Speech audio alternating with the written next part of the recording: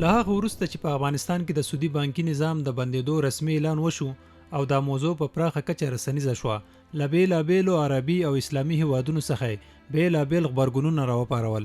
راځئ چې په ګډه دغه غبرګونونه او نظریات وګورو. په دې پریکړې سره به له نړۍ له هر ګوټ څخه پانګونه ځان ته راجلب کړي او په دې توګه به یو خوندي نړیوال مالي مرکز وګرځي چې د ډیرو هیوادونو لپاره بدیل وي. دا داسې یو ګام دی چې د رب العالمین له لورې برکت پرې کیږي. عالی ده. هیله لرو چې د بانکي معاملو لپاره رښتینی او سم اسلامي ماډل وړاندې شي. الحمدلله. او له الله تعالی څخه ورته د بریا او توفیق غوښتنه کوو. ښایي الله تعالی دوی داسې وګرځوي چې د نورو هیوادونو لپاره د پیروۍ یو ښه مثال شي.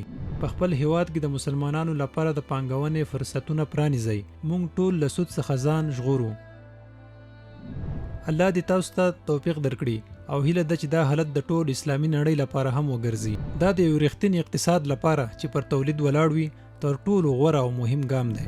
دا بالکل سمه خبره ده او د سود پرېښودو له امله به په ټول امارت کې خیر او سوکالي خپره شي.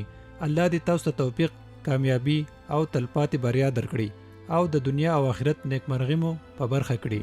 کله چې له سود څخه ځان لرې کوئ نو تل هغه سترې جګړې ځان ژغورئ چې الله تعالی په خپل کتاب کې ترې خبرداری ورکړی. همدارنګه له هغه لارې هم ځان ساتئ چې د خلکو مالونه په ناحقه خوړل کیږي او د حلالې لارې انتخاب کوي. د سود پرېښودل د دین او مال دواړو لپاره سلامتیا ده او د پاک او برکتي رزق دروازې پرانیزي چې الله تعالی پکې برکت اچوي، ځکه د الله تعالی په نزد چې څه دي هغه ډیر غوره او تلپاتې دي.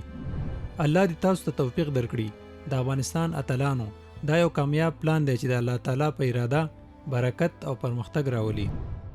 داسې امارت ډیر ښه دی چې د الله تعالی اوامر عملي کوي او له نواهیو ځان ساتي.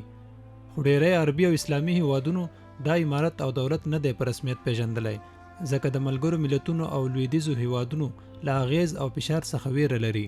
خو ځواک او توان یوازې د الله له لوري دی.